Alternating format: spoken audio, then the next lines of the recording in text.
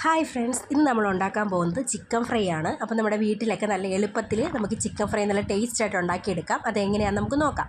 അതിന് വേണ്ടിയിട്ട് നമ്മൾ ചിക്കൻ കഴുകിയെടുത്ത് വെച്ചിട്ടുണ്ട്. അതിലേക്ക് നമ്മൾ കുറച്ച് മഞ്ഞൾപ്പൊടി, രണ്ട് സ്പൂൺ മുളക് പൊടി ഇട്ട് കൊടുക്കുന്നുണ്ട്.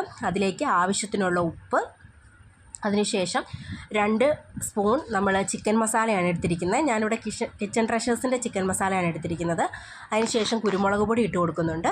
പിന്നെ ഇഞ്ചിയും വെളുത്തുള്ളിയും നമ്മൾ നല്ലപോലെ അരച്ചെടുത്ത പേസ്റ്റും 2 സ്പൂൺ ചേർത്ത് കൊടുക്കുന്നുണ്ട്. നന്നായിട്ട് മിക്സ് ചെയ്യാം. നല്ലതായിട്ട് മിക്സ് ചെയ്ത് നമ്മൾ വെച്ചിട്ടുണ്ട്.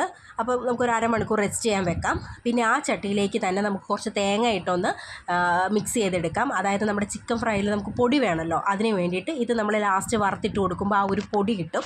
അപ്പോൾ രണ്ടും നമ്മളിവിടെ റെഡിയാക്കി വെച്ചിട്ടുണ്ട്. അപ്പോൾ നമുക്ക് ഒരു അരമണിക്കൂർ റെസ്റ്റ് ചെയ്യാൻ വെക്കാം.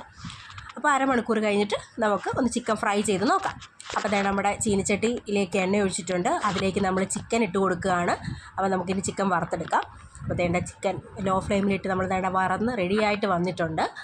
അപ്പം ലോ ഫ്ലെയിമിൽ തന്നെ നമ്മൾ ഇടാൻ ശ്രദ്ധിക്കുക. അതായത് അല്ലെങ്കിൽ നമ്മുടെ പെട്ടെന്ന് തന്നെ മസാല കരിഞ്ഞു പോകും. അതുകൊണ്ട് മസാലയൊക്കെ നല്ല ഒരു ഇതിൽ കിട്ടണം എന്നുണ്ടെങ്കിൽ നമ്മൾ ലോ ഫ്ലെയിമിൽ തന്നെ വേണം ഇതുണ്ടാക്കിയെടുക്കാനായിട്ട്. അപ്പോൾ നമ്മുടെ മസാലയൊക്കെ പിടിച്ച് നല്ല റെഡി ആയിട്ടുണ്ട് നമ്മുടെ ചിക്കൻ ഫ്രൈ. നമുക്ക് കോരി പാത്രത്തിലേക്ക് മാറ്റി കൊടുക്കാം. തന്നെ നമുക്ക് ബാക്കി നമ്മൾ പുരട്ടി വെച്ചിരിക്കുന്ന ചിക്കൻ ഫ്രൈ എല്ലാം കൂടെ നമുക്ക് വറുത്തെടുക്കാം. പിന്നെ നമ്മൾ ലാസ്റ്റായിട്ട് നമ്മൾ തേങ്ങ പുരട്ടി വെച്ചിരുന്നില്ലായിരുന്നോ, അതും കൂടെ നമുക്ക് ലാസ്റ്റായിട്ട് വറുത്ത് ഇതിൻ്റെ മേലേക്ക് നമുക്ക് ഇട്ട് കൊടുക്കാം.